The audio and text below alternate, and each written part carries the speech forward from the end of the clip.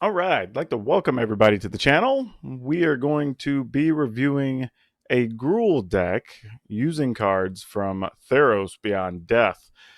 And, I'm a big fan of the aggro decks, so I figured it'd be just as good a time as any to put these up here and share some information with everybody. I will be trying to get these up on Tuesday, but I will be participating in the early access streamer event. I got invited by Wizards of the Coast to participate in that. So you can catch me on there playing a bunch of different decks throughout the day on Wednesday, January 15. But let's break into the deck a little bit. So going down the deck list, you've got 2 Shadow Spear, 4 Pelt Collector, 3 Zerta Goblin, 4 Paradise Druid. You've got some removal here with 3 Domri's Ambush, 2 Clothis, the new god, the green-red god, which is cool because I guess from story points, the other green-red god ended up dying, I guess, so now we have Clothis. We got 4 Gruul Spellbreaker, 4 Bonecrusher Giant, 2, and this is a very cool new card, Mantle of the Wolf, 4 Questing Beast, 2 Nylea, and 3 Embercleave. The lands are pretty straightforward. We're just playing 4 Stomping Ground, 4 Temple, and 6 Mountains, and the rest are forests. Now, the reason the deck is made up this way is for a couple of reasons. I think it's going to look a little different than the current version of Gruul because you're going to have to go a little bit bigger, a little faster. I think there's a lot of cards from Theros that are going to be doing a lot of things long game when you're talking about getting stuff out of the graveyard, cards that are comboing together. Lots of interesting and odd things are going to be happening. So Gruul's job is going to be to get things finished as quick as possible. I even have another deck I'll be reviewing that's a life gain based deck, which is also going to be a reason that you want to be able to hit harder. And I would say actually one of the things cards actually, when we're talking about Mantle of the Wolf, for those of you who don't know, let me see if I can bring it up larger for everybody here. Guess not. But I'll read that for you. The text is that it's 3 colorless and a green. It's an aura enchant creature. Creature it enchants gets +4/+4. Then, if this card goes to the graveyard, you create 2/2/2 wolves, which is pretty fantastic. What I like about it is it's going to make any creature big enough that it's going to be really hard to sweep it off the table.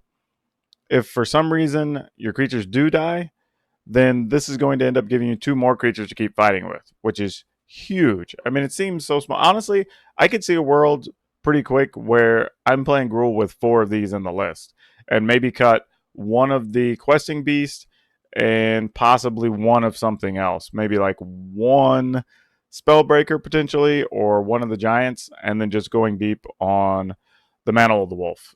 Just getting 4/4 is huge. I mean, imagine a lot of plays where you can turn 2 Paradise Druid, turn 3 just mantle your Paradise Druid, and then you now have this creature that when it's untapped can't be targeted, but when it's attacking it's a 6/5, right? You can there's a lot of interesting sequences, I guess, in this deck too, where you can turn 1 Pelt Collector, turn 2 Zerta Goblin or Paradise Druid, turn 3 Clothis if you want, turn 4 Questing Beast, and now you're off to the races. Or even a turn, if you play a turn 2, turn 1, let's say turn 1 Pelt Collector, turn 2 Paradise Druid, turn 3 Nylea, then you play a Questing Beast. Well, now you already have a live Nylea, and you have a mana left over. So there's a few different things you could do. Actually, I could be even bigger than that because you'll have the extra mana from Paradise Druid. So it's possible you could have that turn and still play a Giant or a Spellbreaker on that turn. So lots of interesting things. I say traditionally, currently decks playing Gruul or playing extra Embercleaves. We actually cut down to 3 so we could try 2 of these Shadow Spears. The reason is the Shadow Spear is cheap. It cheap to equip and cheap to play. It gives you lifelink and trample, which is huge, especially when you're talking about a format where there could be a bunch of little creatures or whatnot in your way. It just has a lot of general versatility. And again, when you're talking about one of the most popular ways to get rid of creatures right now for some decks is dealing 3 damage or giving -2/-2 to everything. Being able to pump your toughness 1 is huge. And it gives you a little bit of long game too with that extra lifelink of your own. So when you're going against other creature decks, you get a little bit of flexibility there. Now, that being said, it's probably the first card you want to side out against other control decks or slower decks because it's not going to do much for you. The lifelink is not going to be that beneficial. You'll be wanting to go bigger over the top. Let's take a look at the sideboard real quick. Now, this is something where I'm just kind of speculating. I don't really know, but this Destiny Spinner makes it to where creatures and enchantments you control can't be countered.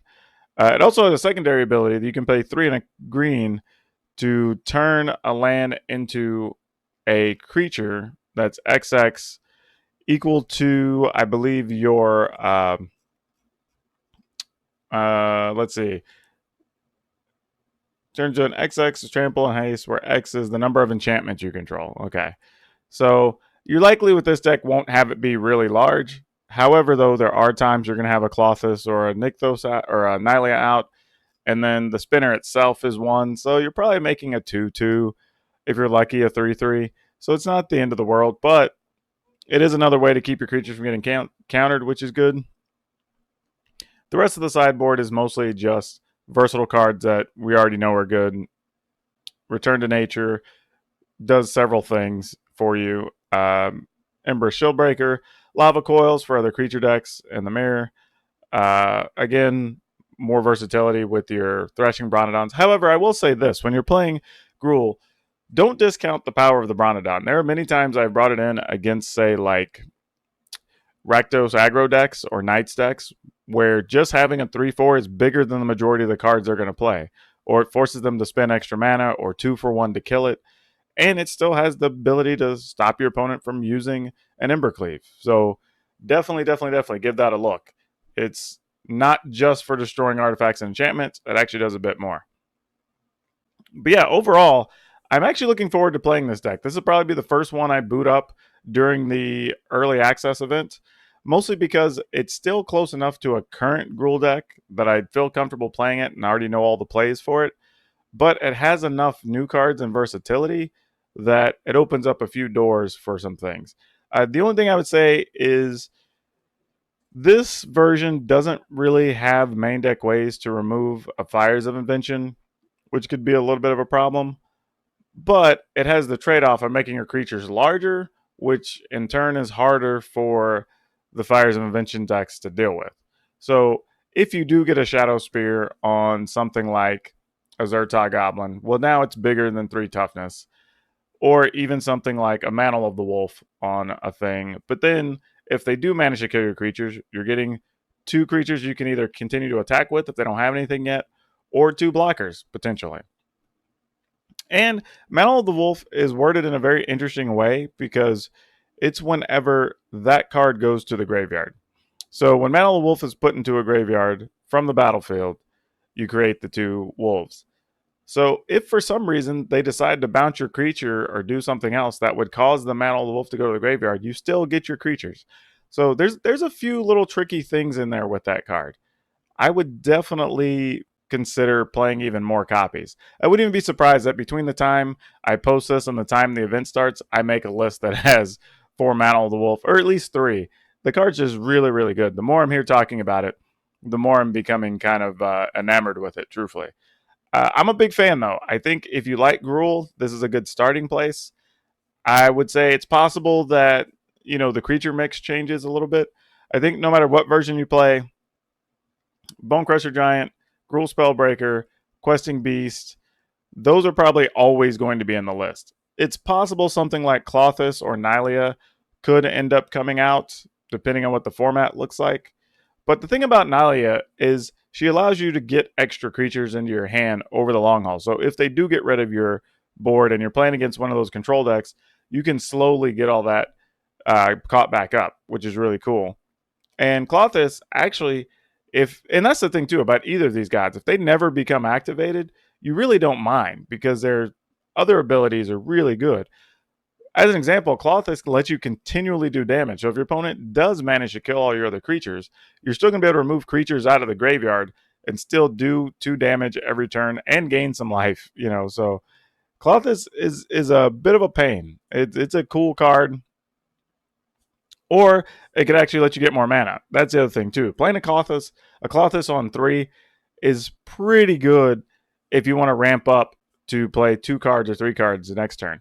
The only thing I would say about this deck finally is that it also doesn't have the big finisher. A lot of previous versions were playing like Skargan Hellkite or something along those lines. We're actually not doing that with this because we have the ability to just make a bigger creature with Mantle of the Wolf, and it's cheaper. So it's and I guess Shadow Spear gives you a way to kind of break stalemates a little bit too. So I would say this version is a little more flexible in what it's trying to do. It is only playing 23 hard creatures. I'll say that it does have the 4 gods in there, which 1/3 of the time, 20% of the time will probably actually be a creature. But they are indestructible, and like I said, again, if they wipe your board out, there's a possibility you just keep getting value off of them while you're setting back up. So yeah, if you're looking for a deck that's tough, it's not tricky, I would say, but it is very powerful. Lots of big cards, even stuff that you're already playing. Gruul Spellbreaker's obviously powerful for its cost. Same thing with Questing Beast and its million words of text. Embercleave still really strong. So the deck's doing a lot of things positive already. We're just adding to it with the cards from Theros. But yeah, let me know in the comments if you guys like these types of reviews. If you would like us to do more deck reviews, deck techs, or anything like that, I would love to do it if that's what everybody wants to watch or listen to. But for now, that's all I got. See you next time. I want to say thanks for watching the video, and remember to please like, subscribe, and comment because that helps a bunch. And if you want to keep up with me and my shenanigans, always feel free to follow me on Twitch and on Twitter, where we're just as active. Thanks. See you next time.